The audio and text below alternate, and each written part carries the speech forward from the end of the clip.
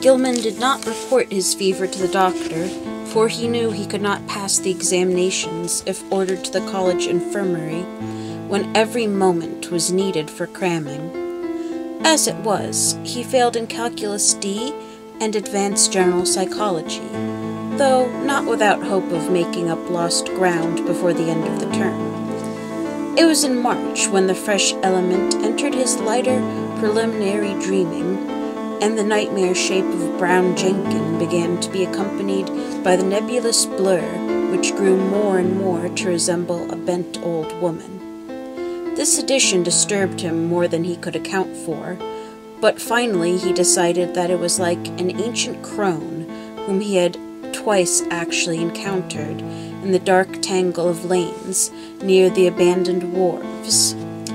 On those occasions, the evil, sardonic, and seemingly unmotivated stare of the beldam had set him almost shivering, especially the first time when an overgrown rat darting across the shadowed mouth of a neighboring alley had made him think of Brown Jenkin. Now, he reflected, those nervous fears were being mirrored in his own disordered dreams. That the influence of the old house was unwholesome, he could not deny. But traces of his early morbid interest still held him there. He argued that the fever alone was responsible for his nightly fantasies, and that when the touch abated, he would be free from the monstrous visions.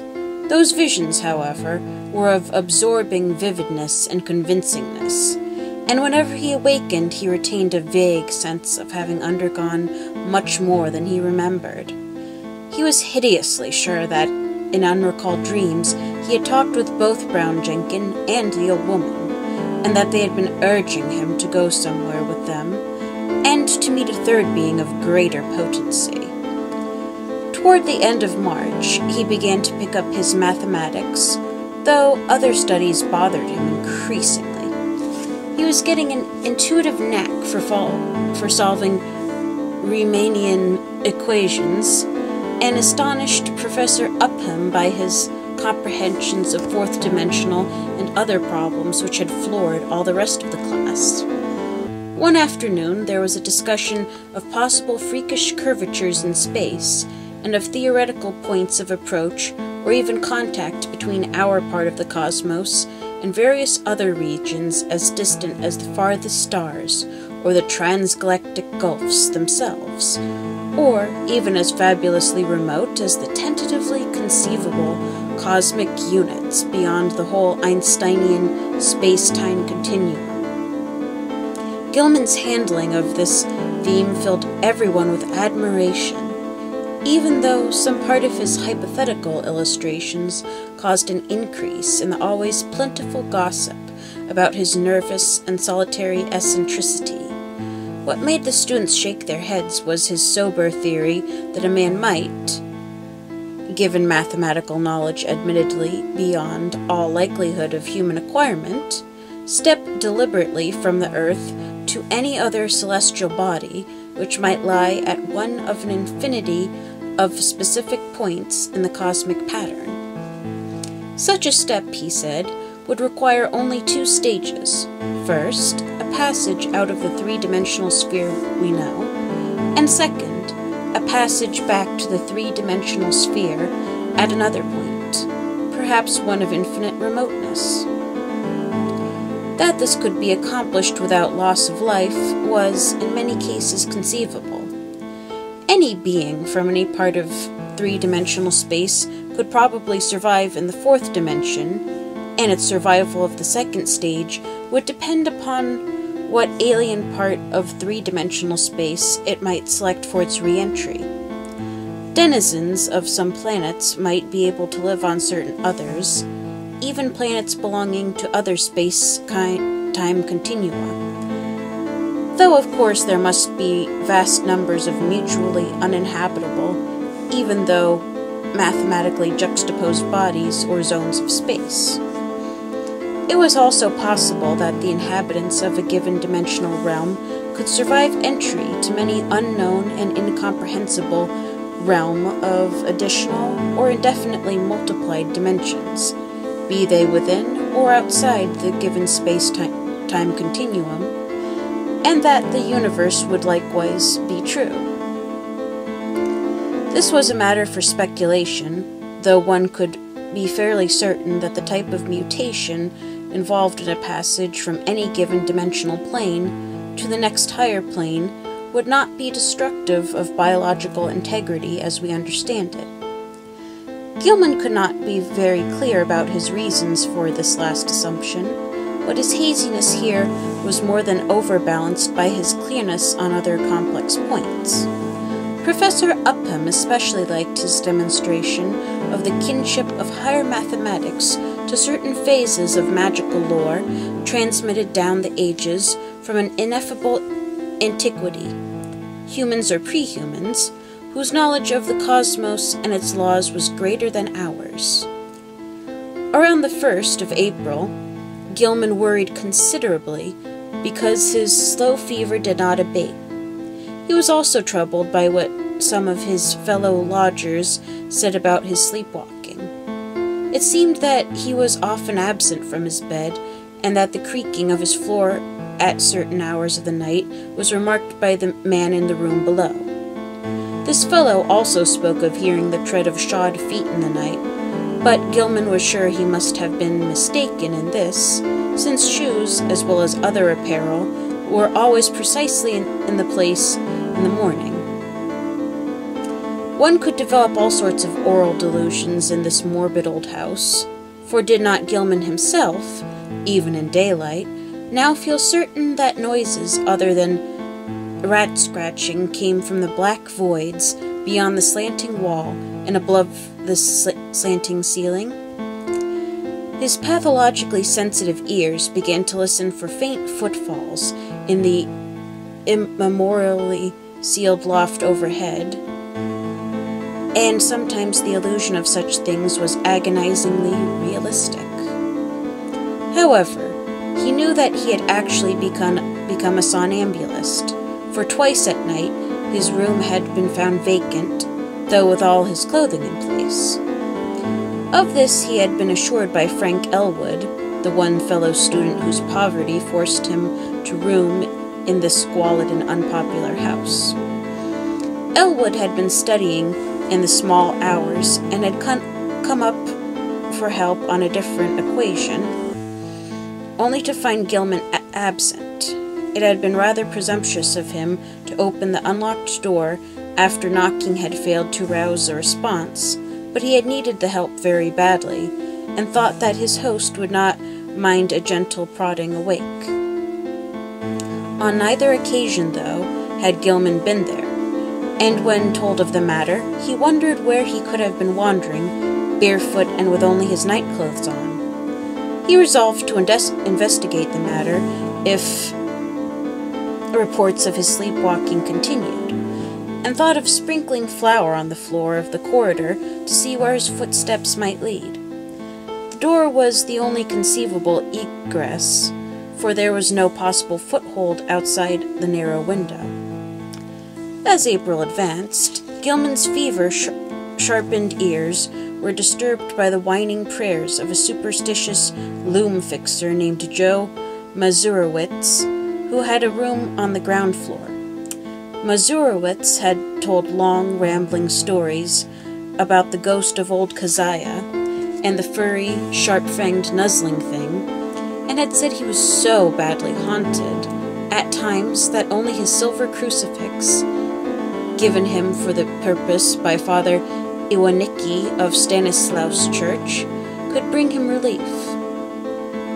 Now he was praying because of the witches' Sabbath was drawing near.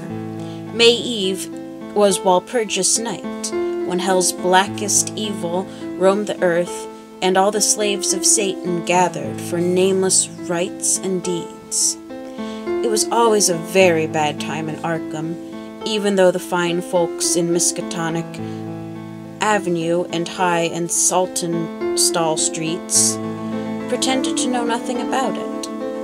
There would be bad doings, and a child or two would probably be missing. Joe knew about such things, for his grandmother in the old country had heard tales from her grandmother.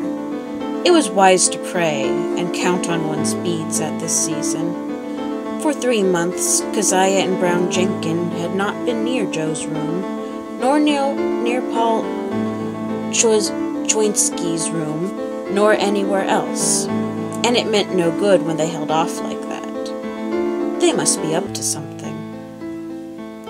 Gilman dropped in at the doctor's office on the 16th of the month, and was surprised to find his temperature was not as high as he had feared. The physician questioned him sharply, and advised him to see a nerve specialist. On reflection, he was glad he had not consulted the still more inquisitive college doctor. Old Waldron, who had curtailed his activities before, would have made him take a rest, an impossible thing now that he was so close to great results in his equations.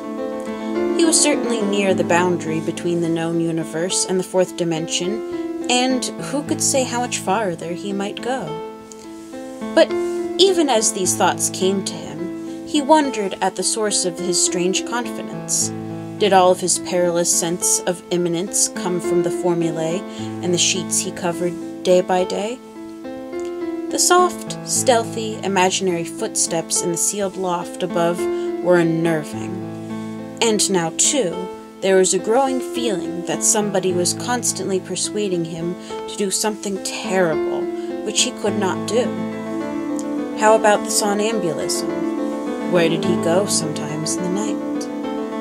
And what was that faint suggestion of sound, which once in a while seemed to trickle through the confusion of identifiable sounds, even in broad daylight and full wakefulness?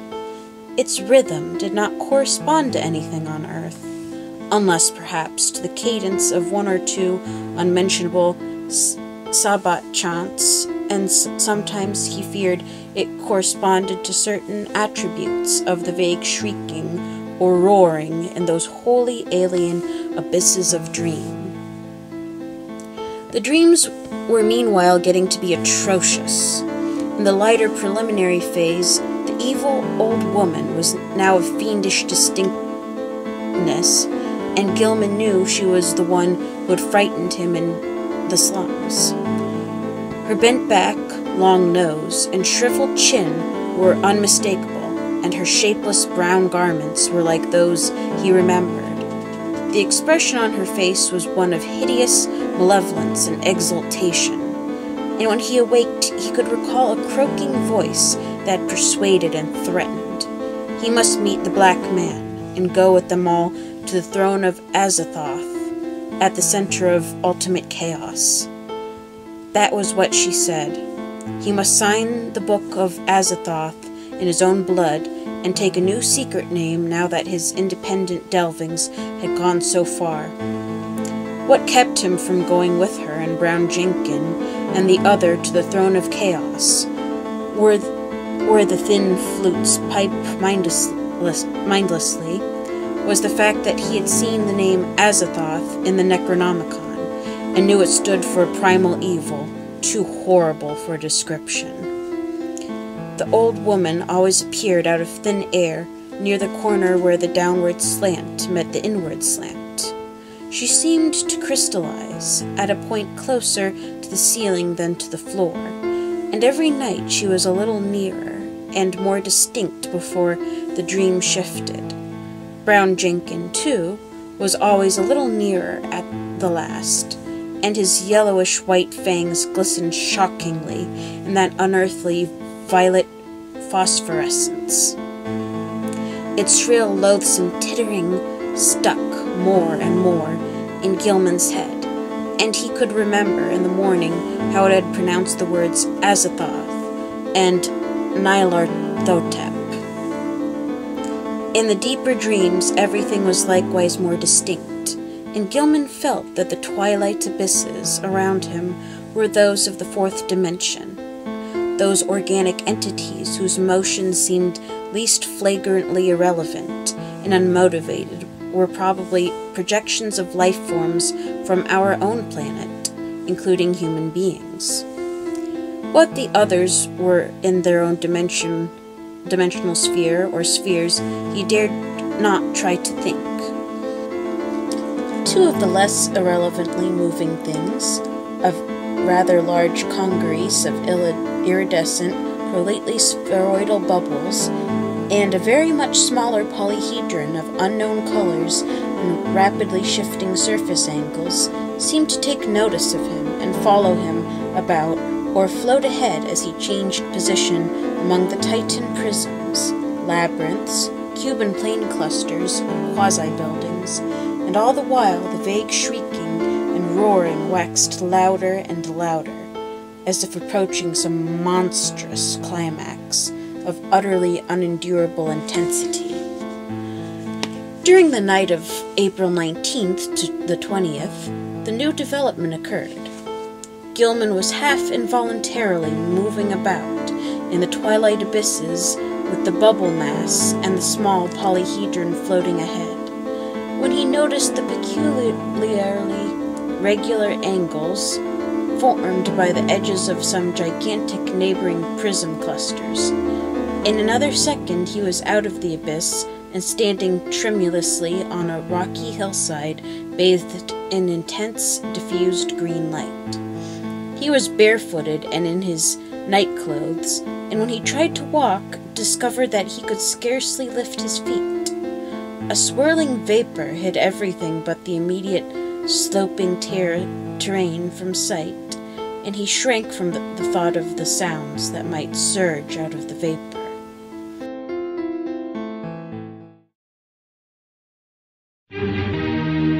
Like, subscribe. Thank you.